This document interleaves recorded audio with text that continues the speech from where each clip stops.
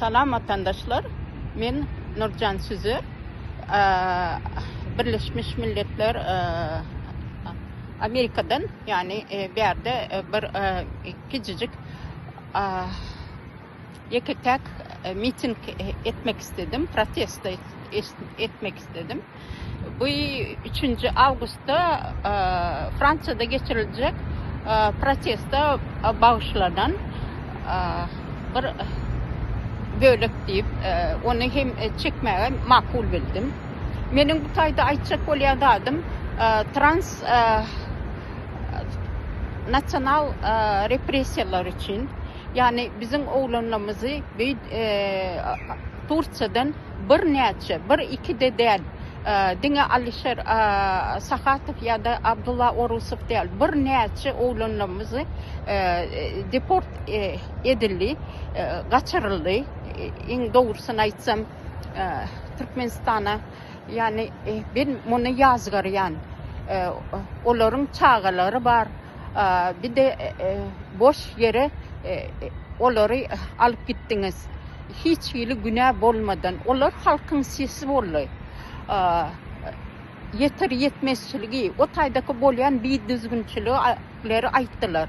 Eğer şunyali söz azatlığı olmasa Türkmenistan'da o ne demek, yani o ne hili yaşayış oluyor. Siz öz ayvınızı yani görmezden mi geliyorsunuz ya da onu aydınına korkuyorsunuz mı? Bizim yaşayacak oğlanlarımızı alıp türmeye basıyorsunuz. Bir neçe yatan oğlanlar var türmelerde. Mansur Mingelov var. O 12. yıldan beri yatır. Neyem için? Söz azatlığı için.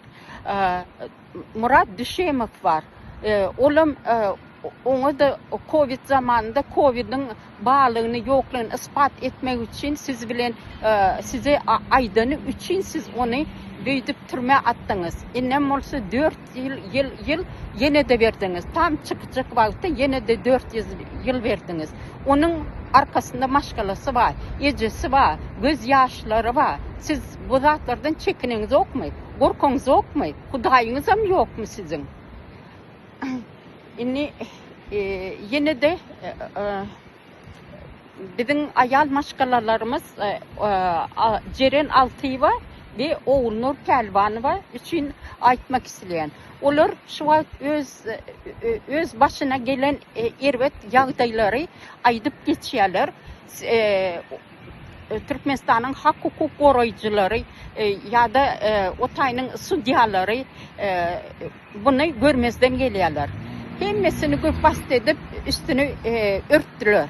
Yani ayal maşgalaların, çağaların hakları hiç mi yok o tayda? Yani haysı devlette yaşayanız. Hani siz Svetskaya государство Türkmenistan deyip diyorsunuz. Onların Svetsk olur mu? Siz rejime yüzlenen, berden, çinovnikleri yüzlenen, başınızı, aklınızı başınıza toplan, çağaları, ayal maşgalaların arkasında durun, dernen, bir giden sultnamalar bilen gelenine de siz onları gayta siz yanlış yaptınız deyip cezaları yapıyorsunuz. Yine de bir diyecek adam Selvi muallim var. Oğlum 15. yıldan beri kösenip diyor. Ne için köseteceğiniz? Bu vraçlar, muallimler, inteligensiya, halkı östürmeli. Siz olsa şunyalı inteligensiyalardan kaçıp diyorsunuz. Geplettiriniz yok.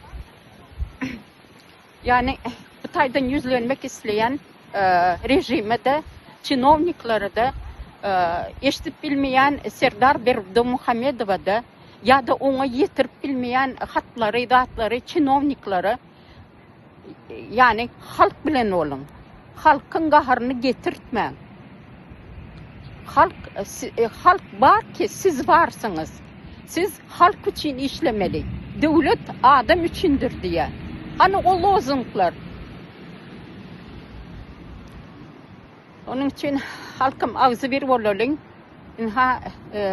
Geçirilecek protesta benim koşulayan öz gezeginde bu zatları aydıp geçmeyi makul bildim. Az bolsa da yine de çağrışlar olur, protestler olur. Halal yiyecek adamlar koşuluşmalı. Yani halkın yanına olmalı. Birbirinize kömek etmeli. Ana onda biz bir halk oluruz, cemiyet oluruz. Böyle benim var diyecek zatlarım bu. Yani yine de Türkmenistan rejimine yüzlenen halkı kösemen, türmedeki yatan oğlanları boşaldın. Onların günahları yok. Eğer günahları var olsa zaten öz maşgalaları cezasını verirdiler. Demek söz azatlığı yok. Adamları kısıtlayanız, geplemeye may veriniz yok. Yani ağzını yapmak isteyeniz bu olmuyor. Böyle hoş sağ olun.